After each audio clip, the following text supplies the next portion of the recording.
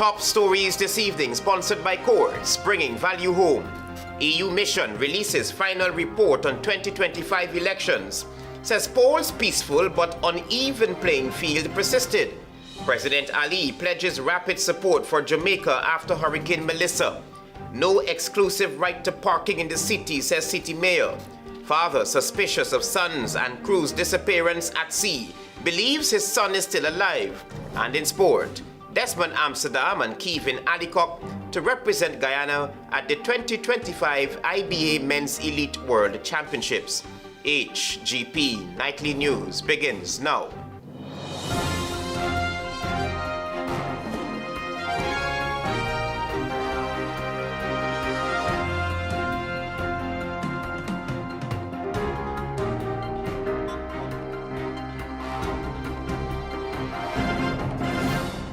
Good evening to our viewers here in Guyana and online. I'm Travis Chase with the Tuesday, November 18 edition of the HGP Nightly News. Here's what you need to know this evening. Opposition Member of Parliament Ganesh Mahipal has accused Minister of Parliamentary Affairs and Governance Gail Teixeira of interfering in the preparation of budget submissions by the nation's constitutional agencies. Antonio Day opens a broadcast with this story. Accusing fingers are being directed to Minister of Parliamentary Affairs and Governance Gail Teixeira of improperly interfering in the preparation of budget submissions by the nation's constitutional agencies. These allegations leveled towards the sitting Member of Parliament and Minister of Government were made by Ganesh Mahipal, opposition parliamentarian for the Partnership for National Unity, APNU. At the APNU PNCR press conference on the 14th of November 2025, Mahipal said that agencies reported that while they must send 2026 budget proposals directly to the Minister of Finance, Minister Teixeira has allegedly been reviewing and altering them beforehand. We have a constitutional agency is requesting $9 billion, and the Minister of Finance is of the opinion that the country can only afford $8 billion, then he will allocate the $8 billion to the constitutional agency.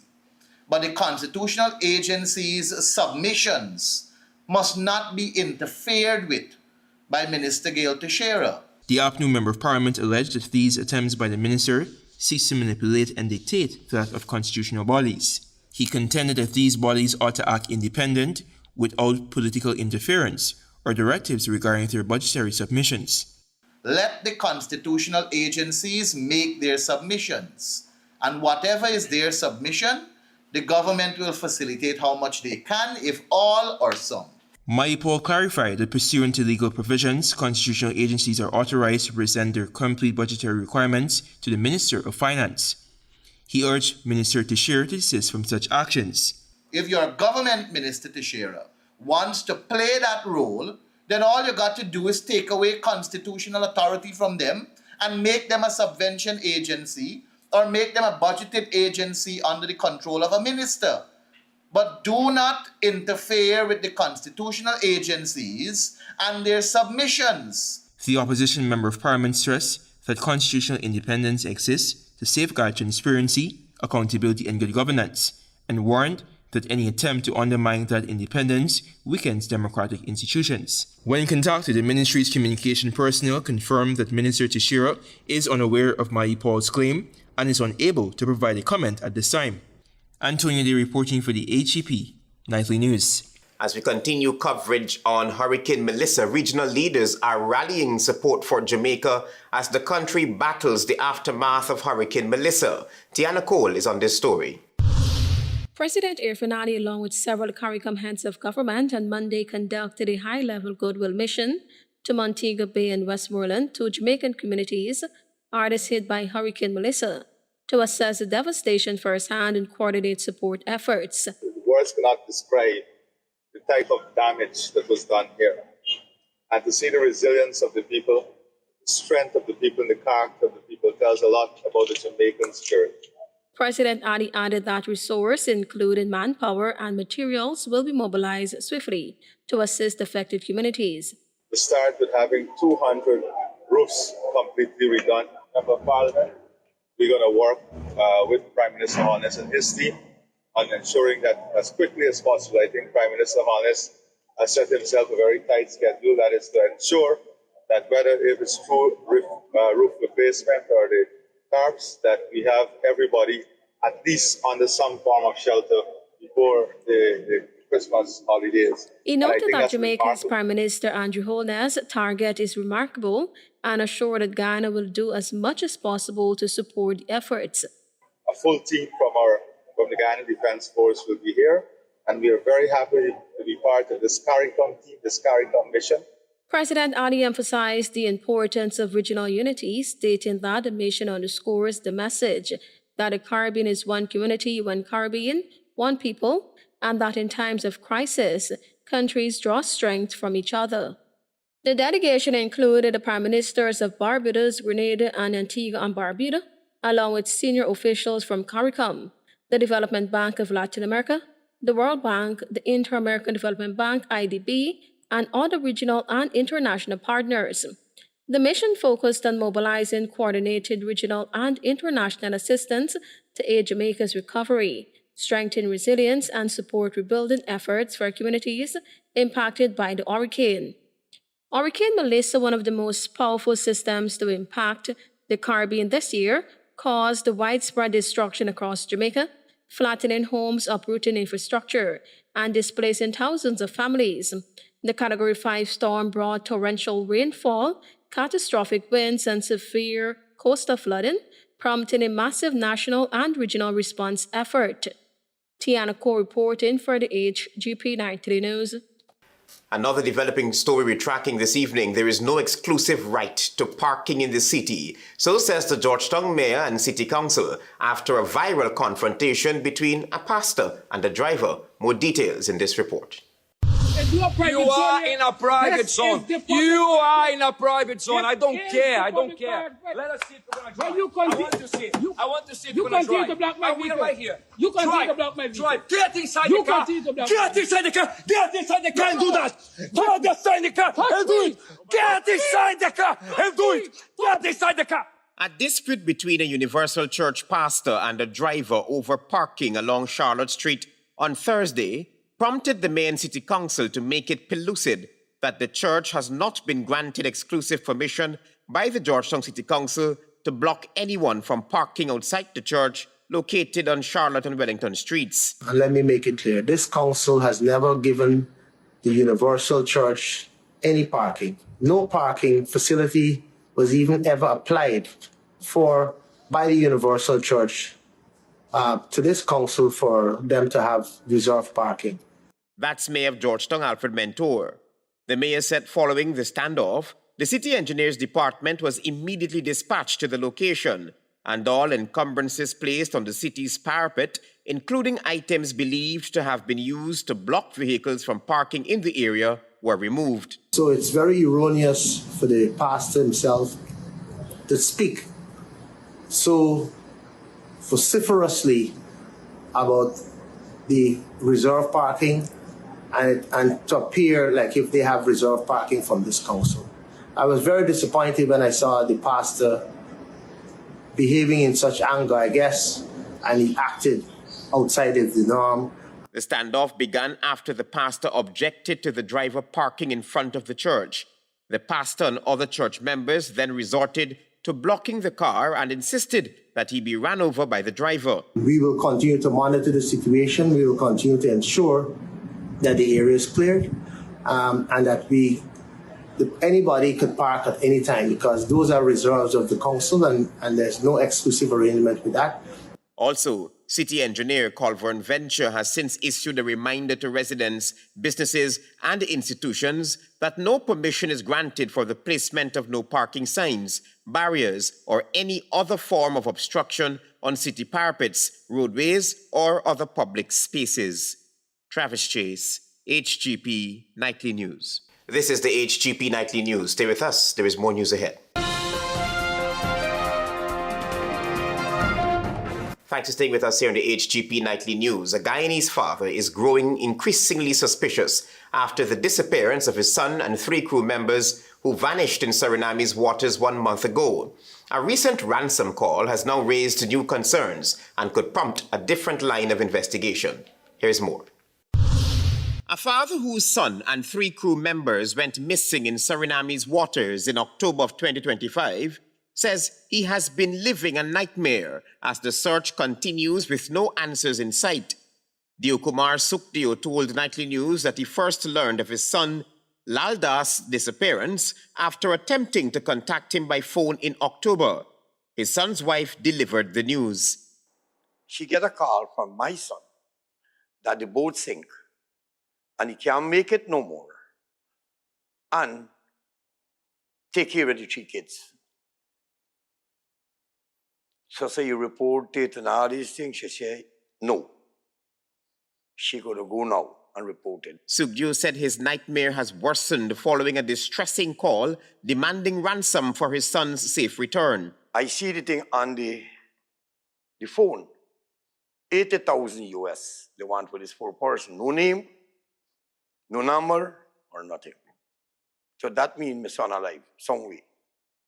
So I can't afford 80,000 US. No use, I tell the people I'm going to give you 80,000 US, and I don't have it, they will kill me. The father said he remains deeply suspicious about the circumstances surrounding the disappearance and is pleading for answers, even as Suriname's authorities have officially called off the search. They sent out a drone. They sent out the helicopter. They sent out, she take the helicopter in fact. But the drone, I think it's Texai Mobile, she tell me. And Texai Mobile sent out the plane. And the Coast Guard went out and searched. And they didn't find nothing, Chavez. When asked whether he believes his son is still alive, the visibly worried father did not hesitate. My son, I know him. And there is thinking, hold on. The iceberg, you can't die unless you're the land and water, Chavez.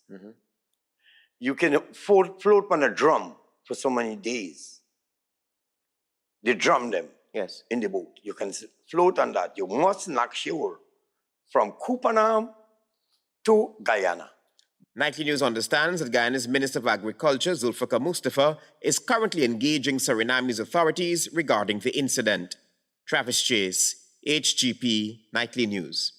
On HGP Nightly News, we tell you now that the European Union Election Observation Mission has released its final assessment on Guyana's 2025 general and regional elections, outlining key strengths and serious areas for reform.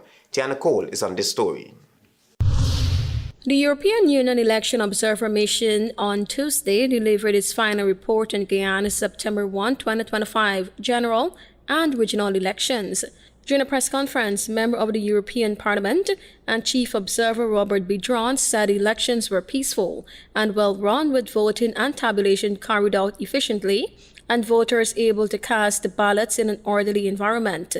However, he noted that the polls unfolded amid deep political polarization and lingering mistrust from the 2020 elections, alongside heightened national expectations tied to increasing oil revenues.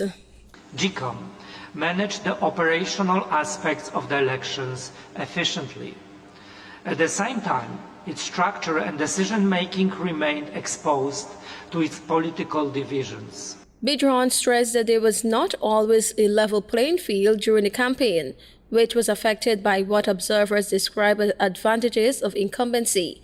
We noted that government inaugurated a large number of public projects during the campaign, while state media and government-run social media channels were also used to amplify campaign messages. He further explained that campaign financing remains under-regulated, resulting in a lack of transparency and accountability. The chief observer added that while Guyana has a vibrant media landscape, it remains highly polarized, with state-run and most private media strongly favoring the ruling PPPC, limiting voter access to balanced information. A few independent outlets, he said, maintained impartial coverage. The mission also presented 18 overall recommendations, including 6 priority reforms. First, enhancing prospects for key electoral reform by ensuring necessary electoral expertise within a fully functional Constitutional Reform Commission. Second, updating the voter list using the most recent population data and linking it to ongoing digitization initiatives. Third, adopting clear and comprehensive campaign rules governing public officials and the use of state resources to prevent undue incumbency advantages. Fourth, strengthening campaign finance oversight through an independent monitoring body and updating outdated legal provisions, including spending limits. Fifth, establishing equitable media campaign coverage rules, including fair airtime, space, and political advertising guidelines. And sixth, implementing the Data Protection Act and establishing a publicly accountable data protection office to protect voters' personal data from misuse. Tiana Co reporting for the HGP Nightly News. The Assembly for Liberty and Prosperity political party, ALP, has raised growing concerns of minors frequenting bars and adult entertainment venues. The party leader believes this must be immediately addressed or the consequences would be dire. Marvin Cato reports. Even as it relates to rape, like I mentioned, grooming, human trafficking, while the U.S. report has been very soft on Guyana, in my opinion, these things speak big to it. That was the leader of the ALP and social justice advocate Simona Brooms as she delved into a taboo topic that is not being taken seriously, that of children being allowed in adult entertainment spaces. You have persons with influence, persons, leaders, members of parliament, ministers of government, senior police officers in these places, and as if you're normalizing the exploitation of children. The social justice advocate believes that for far too long, the scourge of minors entering adult entertainment spots and authorities turning a blind eye. The repercussions of this have been dire, and according to the party leader, drugs, alcohol, and predators linger in these places. And I have a serious problem with that. The event that I am referencing to, I was not the only person there. There was ministers, there was a lot of people there. And in this instance, you have to go through main entrances. She is calling on the relevant authorities to take this matter seriously and ensure that the laws are enforced and that proprietors who allow minors in their entertainment space be held accountable for such actions. To note that you have these little children, not at the back, in some cases only in the crowd, but right up in front. The former Labour Minister reminded that Guyana has many single-parent households, and in many cases, parents are at work when their minors allegedly frequent these places. A lot of times when I step out and I go out there, I'm not going out there. I'm going out there also as a leader to see and what is happening and what can be done better. What is it that you're missing in your own world and so many different things. She also believes that there is a need for cultural shift, enforcement of existing laws, since what was demonstrated during a recent event left a bad taste in her mouth as she observed the police officers merely checking to see if patrons wore wristbands while there were no checks for IDs. Marvin Cato reporting for HGP Nightly News. Thank you, Marvin. Stay with us. There is more news ahead. Welcome back to the HGP Nightly News. Day 40 of the 2020 elections trial continued on Tuesday. 3 police officers took to the stand. Tiana Cole will tell you more. Day 40 of the election fraud trial continued on Tuesday before Acting Chief Magistrate Faith Magusti at the Georgetown Magistrates Court. During the morning session, former returning officer Clement Mingo returned to the witness box, where he faced continued cross-examination by the prosecution in his voir dire testimony.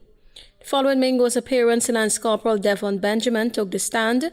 Benjamin, who was stationed at CID Headquarters Registry as a custodian, provided evidence related to his role in the investigation. The next witness was Detective Assistant Superintendent of Police Kamal Patama.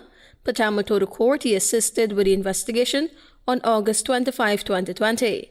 He said he acted as a scribe while an interview was conducted by Detective Senior Superintendent Mitchell Caesar, during which Mingo was questioned. In the afternoon session, Caesar entered the witness box and testified about his role in the investigation. He was later subjected to cross-examination by attorney Nigel Hughes. The matter will continue on November 19. 9 individuals are currently before the court in connection with the March 2020 general and regional elections. Among the accused are former Region 4 returning officer Clement Mingo, former Chief Elections Officer Keith Lowenfield, and former Deputy CEO Roxanne Myers. Also charged are former PNCR chairperson Volda Lawrence, PNCR activist Carol Smith-Joseph, and GCOM staff members Sheffrin February, Enrique Lifer, Mitchell Miller, and Dennis Bob Cummins.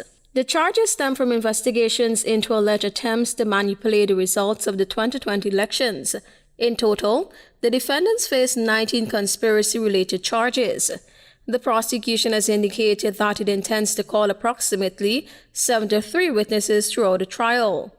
Tiana Cole reporting for the HGP Nightly News. Action Invest Caribbean Incorporated, through Action Coach Guyana, collaborated with the World Trade Center Georgetown, the Institute of Private Enterprise Development, and Demerara Bank Limited to organize a business growth seminar aimed at improving the competitiveness and long-term success of Guyanese enterprises. Antonio Day will tell you more. To improve Guyanese businesses' competitiveness and long-term success, Action Invest Caribbean Inc. and its globally renowned coaching division, Action Coach Guyana, collaborated with the World Trade Center Georgetown, the Institute of Private Enterprise Development IPED, and the Demerara Bank Limited to hold a vibrant business growth seminar at the World Trade Center Georgetown, Guyana. The event, which was hosted on November 12, 2025, gathered business leaders, entrepreneurs, and managers for a transformative morning focus on strategic education and community business development. Attendees learned about the validated business growth frameworks, including the 6 steps to massive results and the 5 ways to grow a business, presented by Business Master Coach Dr. Vishnu Durga. What is the thing that what's the bottleneck in your business now? Is it finance? Is it marketing? Is it staff? Is it procrastination, like you don't have good time management or self-management? Is it that you don't actually know who your customers are? Right? Is it transportation? Is it logistics? In addition to coaching content, IPED's marketing manager, Robert Williams, addressed the audience on the availability of accessible financing and advisory support for micro and small enterprises, reaffirming IPED's long-standing role in fostering entrepreneurship across Guyana. He cited that several participants have already been able to access loans from IPED through these collaborative initiatives with the World Trade Center Georgetown and Action Coach. You as a young person can have an idea and believe it can work, passionate about it, walk into it, and get that ecosystem supported by places like Action Coach and other areas. That's why we work together. We don't see ourselves as competitors, but we see ourselves as building blocks for these particular ideas. Wesley Curtin, Executive Director of the World Trade Center Georgetown, reaffirming the center's commitment to strengthening Guyana's entrepreneurial landscape. He noted that micro and medium-sized enterprises must adopt the right approach in order for their ventures to progress. That's why you're in business. You're not in business to lose money. But of course, in any business, it calls for, sacrifice. It calls for attention to detail, strategic thinking, and of course, your personal commitment to success. Antonio Day reporting for the HGP Nightly News. The Minister of Tourism talks of positives since assuming office. The ministry is now pushing forward with a number of tourism initiatives aimed at improving the sector and has crafted bills that will soon make their way to be debated in Parliament. Marvin Cato will tell you more. Guyana continues to strengthen its presence on the global stage, recording the highest increase in visitor arrivals among Caribbean countries this year, an impressive 18% growth between January and July 2025 compared to the same period last year. That was Susan Rodriguez, the Minister responsible for tourism, as she highlighted progress the sector continues to achieve. She highlighted that the remarkable improvement in visitor arrival highlights the strong momentum of the tourism sector and the growth and appeal for Destination Guyana. We are proud to project that for the first time, Guyana is expected to surpass 400,000 visitor arrivals by the end of 2025. With Guyana projected to deliver an upward trend of visitor arrivals over the coming years, she underscored the need to continuously develop our tourism products in a sustainable manner, inclusive and deeply connected to our people and heritage. The Guyana Tourism Authority, in collaboration with the Ministry, has launched several new initiatives, including tourism and hospitality training for police officers, recognizing that our officers are ambassadors. The minister reminded that all are important in this brand, hence the launch of the campaign, Tourism is Everybody's Business. The goal being reaching down to the common man and raise awareness, since due to the oil and gas boom, there will be exponential growth in the business traveler and other categories of tourists. We have also revamped Guyana's national calendar of events to include more major events and expand the promotion of Destination Guyana, reinforcing our position as a leading tourism destination in the region. Marvin Cato reporting for HGP Nightly News. Thank you, Marvin. Your regional news is up next.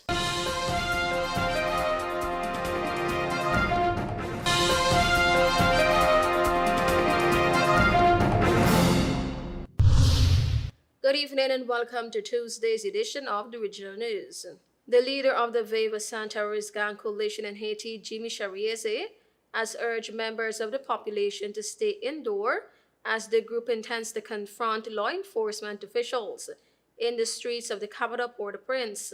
Charieze, also known as Barbecue, has issued a video message with the chilling warning that the Haitian National Police PN8 suspend all leave and vacation of police officers from Sunday until further notice. His statement comes after the PNH, the Armed Forces of Haiti FADH, and the Gang Suppression Force GSF launched a large-scale joint operation earlier this month against the 400 Mosul criminal gang, blamed by authorities for placing several communities under hostage.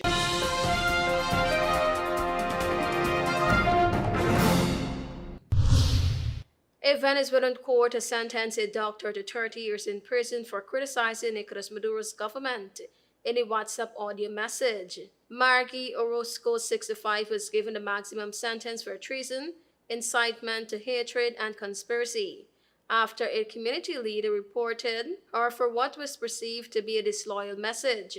Neither the contents of the message nor its intended recipient were made known. Orozco was arrested in the western town of St. John de Colon in August 2024 as Venezuela was gripped in crisis following Maduro's re-election, which the opposition and dozens of nationals dismissed as fraudulent. His disputed victory claim led to protest that resulted in 2,400 arrests, though most were released within months.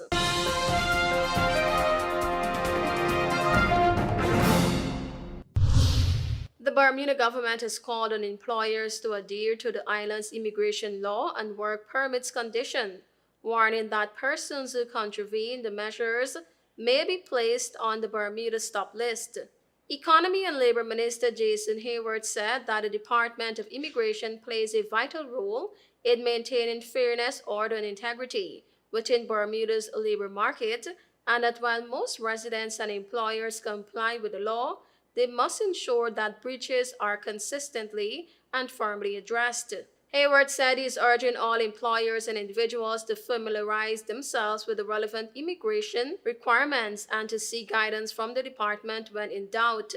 According to a government statement, the Department of Immigration carefully reviews each complaint or case in line with Bermuda's laws and immigration policies. The Ministry of Economy and Labor said it also wanted to remind the public of the penalties associated with breaches of the immigration laws and work permits condition of the British Overseas Territory, and that a civil penalty may be leveled on both the individuals and employer, which must be paid before a new work permit is considered.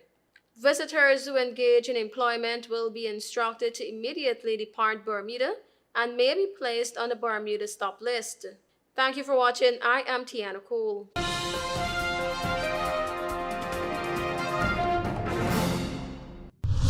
Let's join Delvin Neblet for HGP's Sports Pulse.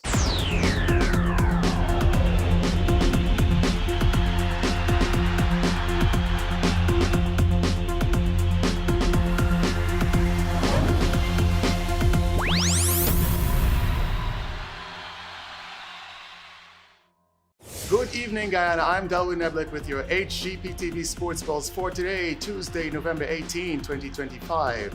We begin tonight with football. Action commenced in the 2025 MVP Sports Girls Under-11 Football Tournament with 8 fixtures at the Ministry of Education ground on Saturday. The first match was a walkover victory for Pataro Primary over the All Saints Primary, while match number 2 was a thumping 7-0 victory for St. John the Baptist Primary over Smith's Memorial Primary as Talia Alert produced a skillful hat-trick, Eliana Grant scored twice, and Antasia Livan scored once in a winning effort. Match number 3 was a competitive 1-1 draw between Agatash Primary and the Georgetown International Academy as Raquela Joseph and Sofia Molina each scored once for their respective sides. West Rhineville Primary secured a walkover victory against Stella Maris Primary in match number 4, while match number 5 was another keenly contested 1-1 draw between North Georgetown Primary and St. Aloysius Primary as Catalina Solomon and Maya De Jesus both scored once for their respective sides. In match number 6, Haley Habakon, Ella Fernandes, and Haley Denobrega each netted doubles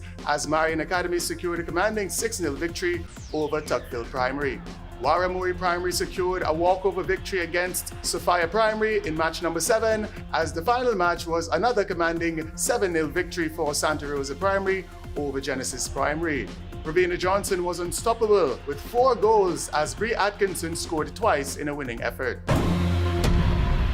More in football, action continued in the 2025 Republic Bank Under-18 Schools Football Tournament with 4 fixtures at the Ministry of Education ground on Sunday. The first match was a dominant 4-1 victory for the 3-mile secondary over President's College. Lloyd Brown scored once in a losing effort as LeBron Mendonca was outstanding with 2 goals, and both Joshua James and Haydock Paris scored once in a winning effort. South Rhineville Secondary secured a walkover victory over the Abramsville Secondary in match number 2, while match number 3 was a commanding 3-0 victory for West Rhineville Secondary over Dolphin Secondary as Donovan Welcome netted a brilliant double and Jeremiah Griffith scored once in a winning effort. In the final match, defending champions Chase Academic Foundation were once again formidable with a commanding 4-0 victory over Charlestown Secondary on the back of a masterful 4 goals from the captain Brian Wharton. Moving into cycling, Team Alani Cycling Club in collaboration with Els Trading and Hardware hosted a road race cycling meet on Sunday, commencing at the Barajagio Demerara River Bridge through Schoonard onwards to Parika and back to Schoonard for the finish. The event produced outstanding performances from multiple riders across various categories. In the elite seniors category, Brighton John secured victory over Kwame Ridley in second and Jamal John in third. Kwame Ridley secured victory over Jaikaran Sukai and Robin Prasad in the masters category as Alex Newton prevailed in the juniors category over Alexander Leung and Ajani Cutting. James Jolin Joseph emerged as champion in the Masters over 50 category with Mark Spencer in second and Nigel London in third, while Julio Melville secured victory in the Category 4 race over Tyrone Hamilton in second and Collis Williams in third. The juvenile category was won by Denise Sukai as sprint prizes on offer went to Brighton John, Jamal John, Alexander Leung and Kwame Ridley. Into boxing, the Guyana Boxing Association announced that top fighters Desmond Amsterdam and Keevin Allicock will represent Guyana at the 2025 IBA Men's Elite World Championships scheduled for December 2nd to 13 in Dubai, United Arab Emirates. The event marks an important return for both boxers who aim to improve on their previous performances at the sport's highest level. GBA President Steve Ninval praised the pair as 2 of the Caribbean's finest athletes and expressed confidence in their ability to compete strongly. Allicock, an Olympian, enters with renewed focus, while Amsterdam remains one of the region's most accomplished fighters, having earned Guyana's first ever AMBC Elite Championship bronze medal. Finally, in cricket, the Guyana Cricket Board announced that the national senior men's squad have departed Guyana to participate in their upcoming regional assignment, the Cricket West Indies Super 50 Cup. The 14-member team, led by Captain Matthew Nandu with Gudikish Modi serving as vice-captain, also includes Raymond Perez, Kevlon Anderson, Mavendra Dindial, Kimal Savory, Richie Luknot, Ronaldo Ali Mohammed, Thaddeus Lovell, Anthony Adams, Silas Tyndall, Kimo Paul, Junior Sinclair, and 16-year-old Shamar Apple, who gets his first senior call-up following outstanding performances at the regional Under-19 and Under-17 tournaments. The reserves named for the tournament are Kevin Sinclair, Isaiah Thorne, Kevon Booty, Tamani Caesar, Romeo Dionarine, and Joshua Jones. That's it for this edition of the HGP TV Sports Pulse. I'm Delwyn Neblet reminding you to stay in the game. EU mission releases final report on 2025 elections, says polls peaceful but uneven playing field persisted. President Ali pledges rapid support for Jamaica after Hurricane Melissa. No exclusive right to parking in the city, says City Mayor. No permission granted for placement of no parking signs. Father suspicious of son's and crew's disappearance at sea believes his son is still alive. And in sport, Desmond, Amsterdam and Keevin Allicock to represent Guyana at the 2025 IBA Men's Elite World Championships. Those are our major headlines. For these stories and more, please go to our website. It's www.hgptv.com. I'm Travis Chase. Thanks for watching. Goodbye.